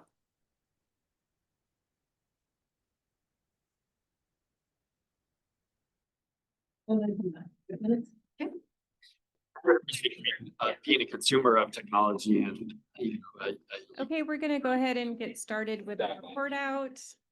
You can take your seat or facing the front.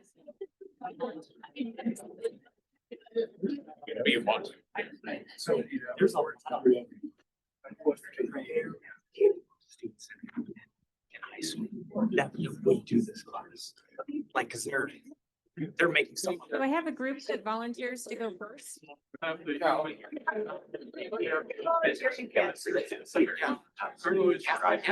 go ahead and sit down? Business Oregon, we sit down.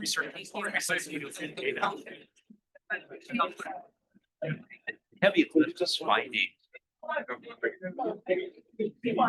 Dollars moderated really appreciates the fact that they can be that innovative. Reporting out on the priorities and kind of summarizing what his group said, and then he will ask the next volunteer. Great. I'm just going to report out quickly on a couple of them. I was in group number 5, which we had a great group. I'm sure you all did, but the one question on key gaps to identify, we had demand now is for people who have credentials versus 4-year degrees instead of structures and falling apart because degree seekers aren't seeing ROIs or CDLs. Let's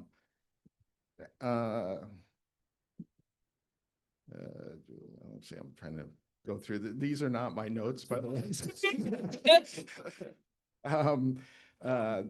Well, I can talk about a little bit about education. I brought up about what teachers are doing because when I was on PCC's board of directors, we had a lot of people that weren't instructors. We couldn't afford to either pay because of the careers that they were teaching and bringing career individuals into the college classroom. And I was asked how teachers prepared for that. And I think there is a little bit of a challenge on that. I think this is a new technology that's coming into the educational world. And how do we prepare the teachers? They're going to be teaching the next generation on this type of topic. So that was one of those challenges that we saw. Next one was priority actions. We needed greater collaboration informed by industry, integration across industry and education, a systemization of whatever we choose to do, propose curriculum development for partners, and something really practical. So again, I think a priority is, we talked about this in the group about what we need to do as a group, how Oregon is behind in certain areas. But I think also we could reach out across other states that are doing it. There was a Mississippi Miracle, Kim mentioned, and learning what's working in other states and sharing that knowledge and learning from it as opposed to trying to create our own solutions. So I think that's it.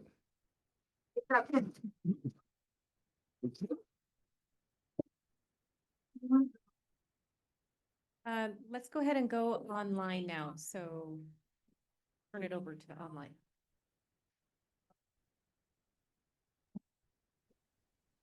I am reporting out for our group. And the big thing that we identified was the need to have higher ed moving faster to respond to industry needs. So it has been our experience that higher ed just isn't able to move as quickly as it needs to in order to respond to technology needs, including AI, et cetera, and then what employers are really needing. And that gap is creating a disconnect between what students are learning and coming into the workplace with versus what employers are looking for and needing.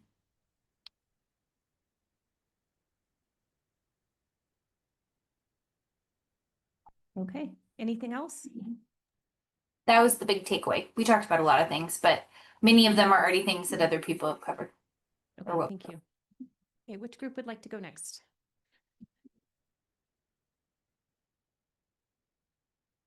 Can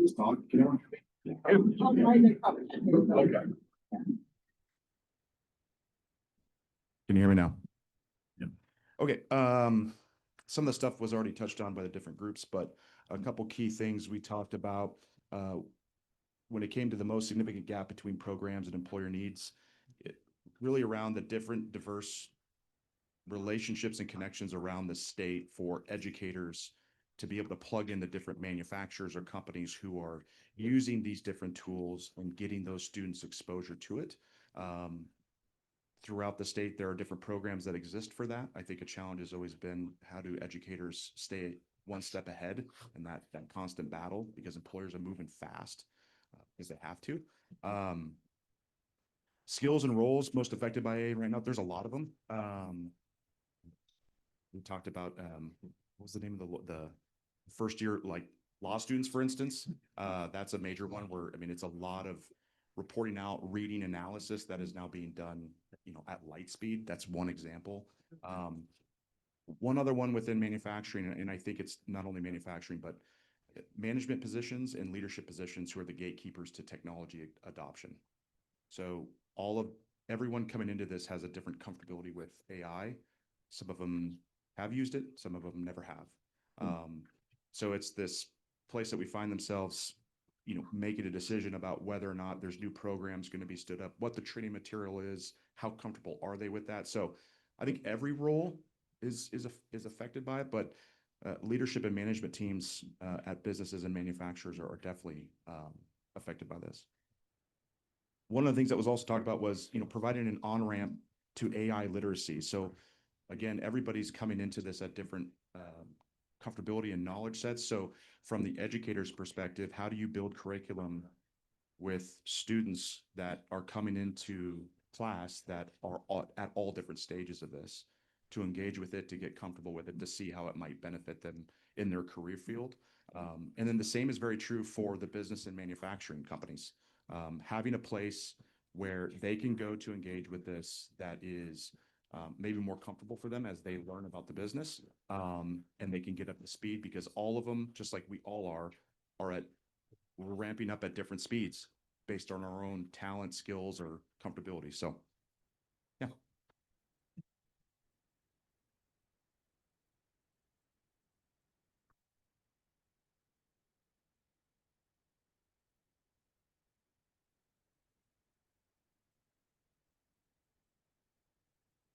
Crinkle, crinkle. Right. Our priority actions where we need to be more intentional about how we're teaching how to learn. We can't just hope this adaptability shows up in the workforce without having had some practice to grow those skills along the way. Think about law school, get your JD, doesn't teach you how to be a lawyer. So there's still a gap happening there. Maybe looking at how can we help the public understand a sort of general step back from technology's use in education while using more tools to learn STEM outcomes. Kind of those two things happening at the same time, so we don't throw the baby out with the bathwater. And using HECC positioning to get feedback of what families and employers and systems would like that to look like. And then last priority action, potentially smoothing AI adoption for industry, and then including educational partners in that. Like right now, I have to negotiate my own privacy agreements with the various providers. Maybe HECC could be involved in creating some sort of boilerplate agreements that I, as a small company, could just cherry pick and that the providers would be familiar with, would have been vetted already through different people. Oh, and then there's a general shortage of work authentic opportunities for young people. And maybe it's time to look at small a, capital A apprenticeship tracks and how our state lets people get work experience that's transferable without relying on a system that I don't know when those laws were first penned, but we have there's a real, Yes. if we don't start working on it, it's not going to get better. I hope somebody recorded that.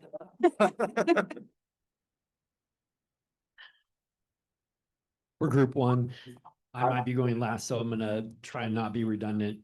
We had a CTE person in our group, so our key point sort of bends towards hands-on learning. And so we were exploring the notion of how to embrace exploration as a student. And the idea was, hey, wouldn't it be great if there was 100 level class around novel uses of AI? So what would that look like in applied sense? The first idea was like, oh, well, what if there was a lab where students could practice the use of LLMs and other AI tools? But then we quickly realized, no, what would be better than a lab would be to get problems in the real world and then use AI in an applied sense to solve community challenges. So get students into an applied sense at problem solving, right? And then you sort of exercise the muscle of learning, because we live in a world now where the answers to all the problems, like in a traditional sense that you learn out of a textbook, are already right there. So it's really about learning, not necessarily the answer. I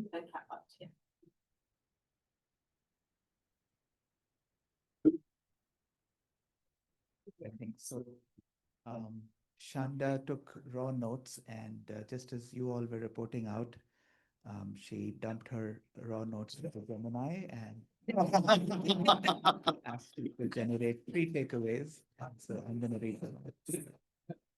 So the most affected roles and skills is, so augmentation over replacement was a theme we talked about. So AI isn't replacing complex or physical roles. Instead, it is acting as an assistant to augment productivity. So examples here are helping software developers write code, assisting project managers, streamlining administrative tasks like transcription or billing. And so the immediate need is onboarding both junior workers and older generations on how to effectively use these tools to get work out the door. The second takeaway was, what is the most significant gap? And that comes out to be human skills and systems thinking. So the primary gap isn't AI training, it's actually human skills. So employers are struggling to find workers with a sense of vision, critical thinking, contextual problem solving. And so there is a gap in prompting and inquiry. So the ability to ask tools the right questions and get an accurate answer the first time without needing to be babysat. And finally, what is the highest priority action? And that would be instill more domain experience and an inquiry mindset. Our education system should prioritize training that teaches students to treat AI differently. And our curriculum needs to blend strong domain expertise an inquiry mindset. So this is the curiosity element of human skills, teaching students how to critically evaluate and constrain the data rather than accepting it blindly. So, and then if my team wants to add anything else, please feel free. Praise.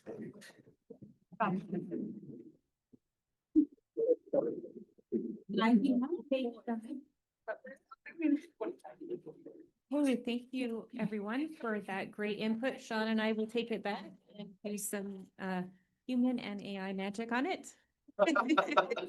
We're gonna move over to next steps now. Find your name. So for manufacturing, the next meeting is a little bit closer than normally would be since this one was pushed out. So it'll be August 5th. It will be in the Portland-Salem area, location TBD. We'll send that out as soon as we have decided on that. We will also be responding to the talent assessment and the talent summit as needed. So I know the talent summit is rolling up kind of priorities. We have the talent assessment. This is something that was on the manufacturing strategic plan. So we'll be looking at that and determining how we incorporate that into our strategic plan, which is our third item that we'll be continuing to work on our manufacturing strategic plan. And then as we rolled out in the last Consortia meeting, there's a survey that everyone gets to take so that we are continuing to bring you good quality content. We know we're very thankful that you spend all of your time here in these meetings, and we want to make sure that it's valuable to you.